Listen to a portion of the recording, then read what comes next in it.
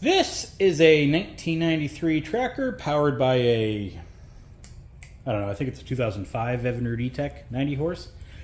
And it caught fire just a little bit. On the phone, he described that the controller harness going into the motor caught fire. It was smoking a little bit. He said the wires just kind of disintegrated, and I guess that's what he said. I guess they just arced on each other and, started a little fire. Can you fix it? It sounds like something I can do. Bring it on over. That's not really the case, because the fire is below the EMM here. It's part of the main loom for the harness. Looks like, I don't think that caught fire. It looks like this started melting and then just kind of melted this in proximity. He did say that his grandkids saw flames, so it was definitely on fire.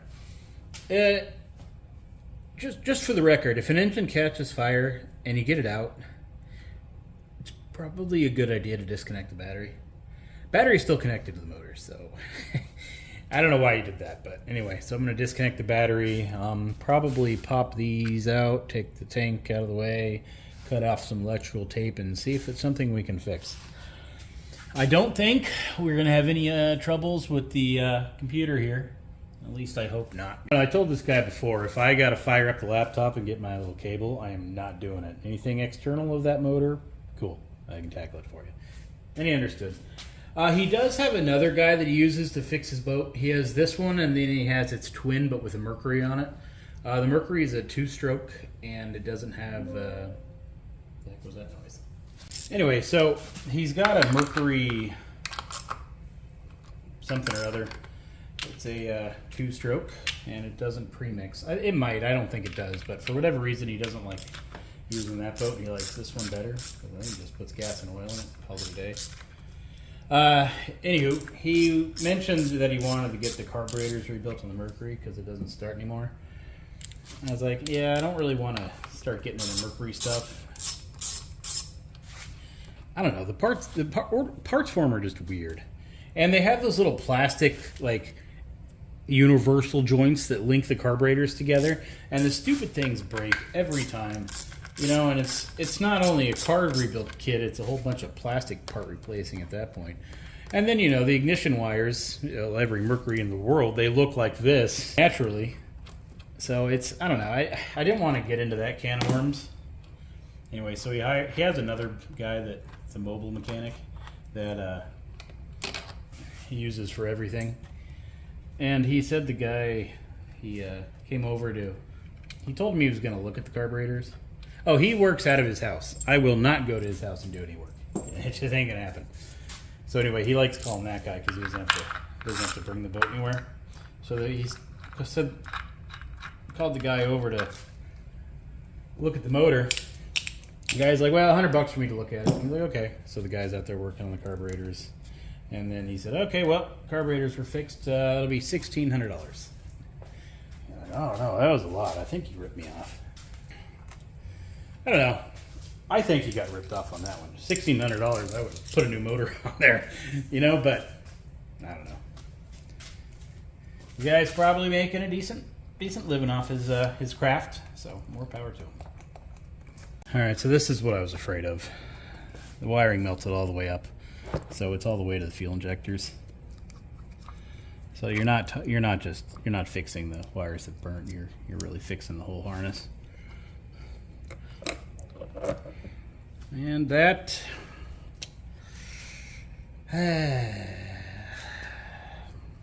so he's also got the trim sender wire here. It's melted all the way up, so realistically it needs a new trim sender. The wiring for the motor may be fine. It feels okay. It just feels like the outer jacket kind of got cinched a little bit. The limit switch that cuts off the relays when the motor is up or down too high, its wiring seems fine. So might need a new sender, but I don't think that's going to happen. So let's go look at that real quick. So he has an E90 DPL SO, which should be 2005. Where's the 90? DPL SOR. Those are two. And now DPL-SOR it is. All right. Let's not the cooling on this. Engine electrical harness. So fuel injector 1, 2, and 3 right here. They're all part of the main harness. It's not a separate harness, which would have been nice. So we need this swivel bracket 66, I guess. Let's see here. And Bonu annuity. I have no idea what that is. All right. It's at this point where I show you my ordering process. I showed you how to get the part number, but then where and why I order it from. That I think I'm going to leave out. Now this is where I would like some audience feedback. So there's companies out there that sell boat, parts and accessories and whatnot, and they pay other YouTubers to promote their business. I make videos to try to help people, but so do those other YouTubers. Only they're getting paid to promote, whatever company. But I'm not. Should I? Should I say who I ordered it from? Again, they're paying everybody else. They ain't paying me. So that's kind of the debate I'm having to myself right now. Let me know what you think. All right, back to the video. All right, here is, well, first and foremost, the trim sender, personally, I don't care about it. I would just cut that thing. If it was my boat, I would just cut that stupid thing out of there. It's pretty easy to tell the motor is because you just look behind you. You don't. I wouldn't spend I don't know, forgot what it was already, but I wouldn't spend $150 on a new trim sender. It just wouldn't happen. Now, if I had some junky motor that had trim sender, would I rip it out and put it in here? Probably. All right. Turns out the boat doesn't even have a trim gauge, so there's no point of fixing the trim. Anyway, so with the harness being available, there's no reason for me to sit here and try to splice this back together. It's a simple matter of replacing it. Okay, new harness has arrived.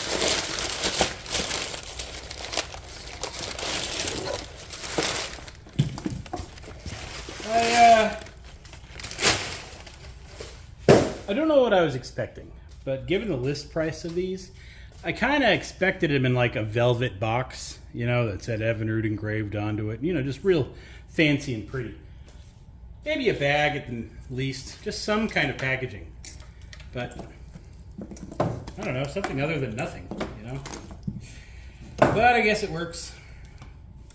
I inspected it the best I could, looking for any signs of grease or prying or anything that would lead me to believe that it was previously installed, and I can't find anything. But it's not in the mint condition you would expect. Like these aren't nice, perfectly new ends. These are old. Yeah, I know the harness is old, but it shouldn't have been ever sitting out in the sun. So yeah. That kind of made me believe it was a used harness, or maybe a returned harness, but I don't know. It looks fine. I can't see anything really wrong with it. So yeah, I guess it's just the way it is. Luckily, the power trim and tilt still works, so I was able to get the motor down easily. Disconnect that battery cable, and we will have another one below it, which is where our main harness is going to plug in. The plan is to do this one at a time. Follow the same zip ties. Well, maybe not the same because it looks like a lot of them are motor added. But anyway, I'll start with the solenoid and then just work my way around, slowly replacing everything.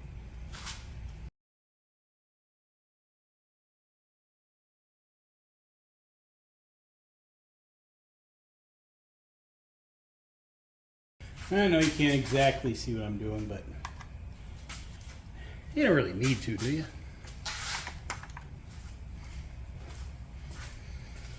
Gotta take this flywheel cover off, at least this corner. Looks like we got a whole bunch of the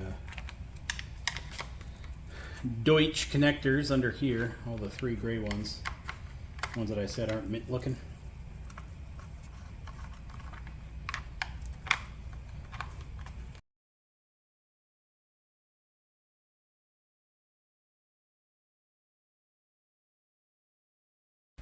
So we got to put another zip tie right here. It'll be black, not white. Blacks are usually UV resistant and slightly better with heat. The reason why that crumpled so easily. So we have a Delphi Metra Pack right here, which is interesting how they used all kinds of different components for these, because we have amp super seal connectors, and then we have Delphi or Delphi, depends on if it's public or private school. And then we also have, I think I saw another one, I could be wrong. Anyway, usually you don't see mixed harness manufacturers or connectors on here. So we have the seal here, and I'll show you the problem in a second when I get this out of the way. All right, our new harness is over. Mostly, might need to get a little more room out of it somehow.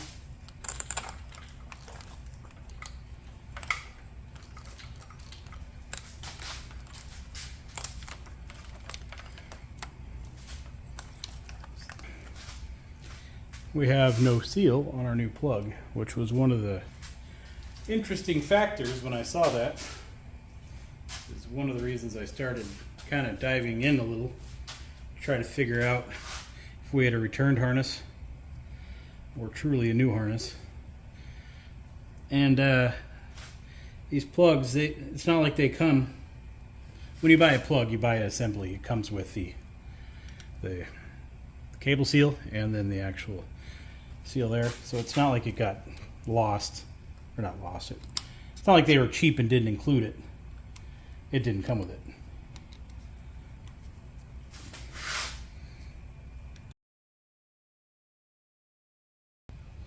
Get this zip tie out of the way because that's going to be in my way in a second. Now, get the snake on in there. Get to the ground.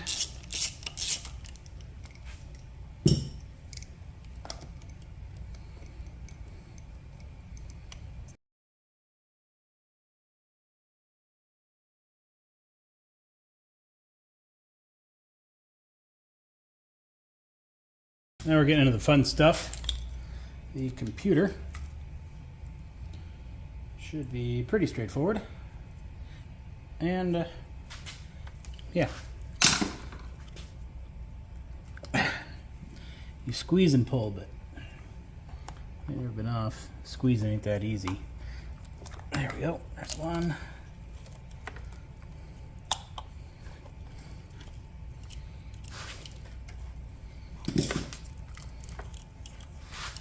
When this is done, it's going to make life a lot easier, I think.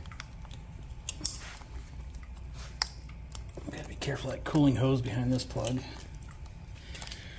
The bottom one, the main one, can't just squeeze that thing out. It's got this weird secondary grabby lock kind of thing on it.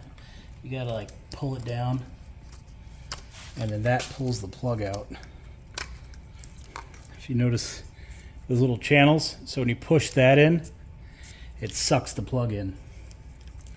Yeah, it's a little weird. It's got this zip tie.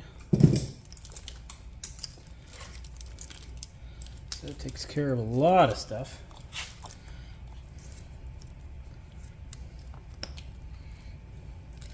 Here's that amp super seal connector I was telling you about. It gets hidden right back here.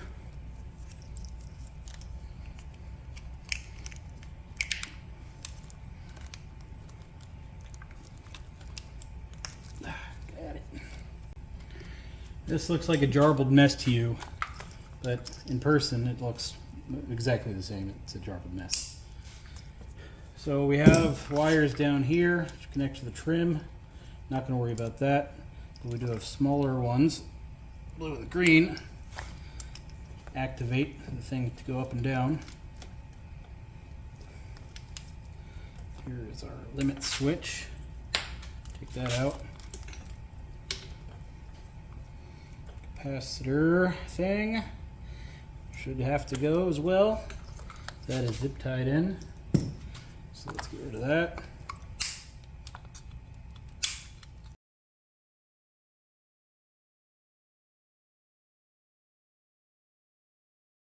Now these computer plugs, they are also indexed. So they can only go in one way. So if you got this plug switched, inverted, flipped around, whatever you want to call it, it ain't gonna plug in. It's pretty nice.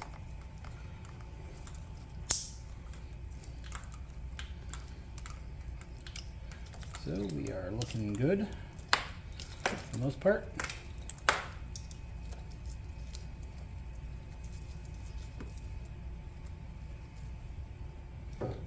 I am gonna cut this frayed wire out of there so it's not in my way anymore. Look at that all day. Okay, we got a harness going around over here, at least we should have. Connects to this plug, which goes, looks like the crank position sensor, and then we have a flat round one up top, which is the throttle position sensor. So I'll get those out of there. I got one going to the bottom, but I'll deal with that in a second.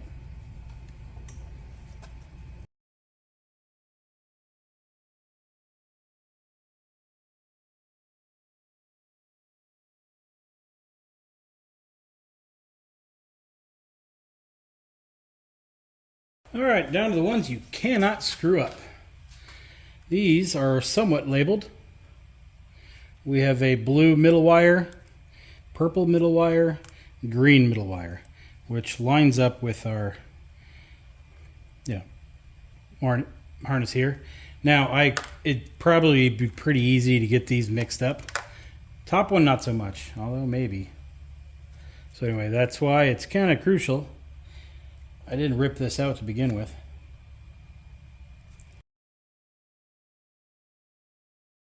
Well, I hooked the battery up, motor goes down. Remove the trim sender.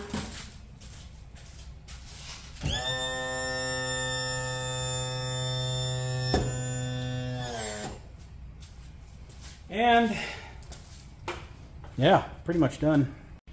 So what happened? Well, I'm still not ruling out a trim sender issue. But what would possibly cause a trim sender issue? That I have no idea. I have a guess, but I'm not sure. I think the green wire, which is the engine's ground kind of, but I think it's more of a sensor ground. It runs through the entire length of the harness, and the entire length of the harness we find evidence of burning. Now the engine, it got him back, and that's what's surprising to me, considering the fuel injector wires are all but gone. So, yeah, pretty odd. It could be another component up top that was failing, giving the green wire some power, but I don't know. I'm kind of skeptical. We last saw this boat when we installed this Vevor controller, side mount. It had a trim switch here. Trim switch is now broken. I'm not surprised by that, because when you lift this seat up, it inches right by it. My boat's the same way. You got to kind of push the seat over and lift it around the switch. But then we had somebody else wire us in a toggle switch here, which now activates the power trim tilt. Not a big deal, but we know somebody was doing some wiring inside of here. That's what I want to investigate to see if we can figure out what caused this thing to catch on fire. Well, here's the best I can tell. These wires are just hanging there. At first I thought they were the tack, the purple, black, and gray, but that's not the gray. That's a white with the brown stripe, which is what's coming off of our sender. So these are our sender gauge wires. All it would have taken was this purple wire to touch, well, probably that white and black. The black I doubt would have done it, because that runs the rest of the harness. We probably would have had a fried purple wire. But I'm wondering if the trim switch, the trim sender being in just the right spot and these two touching each other, caused that green wire to start shorting out. That's the best thing I can think of right now, because I don't see any other issues under the dash here with the wiring. I'm going to tape those off to make sure that, you know, if that was the problem, it doesn't happen again, and tape this up. But for the most part, that's the best guess I can tell of what caused this thing to start smoking. Well, let's make sure it still runs.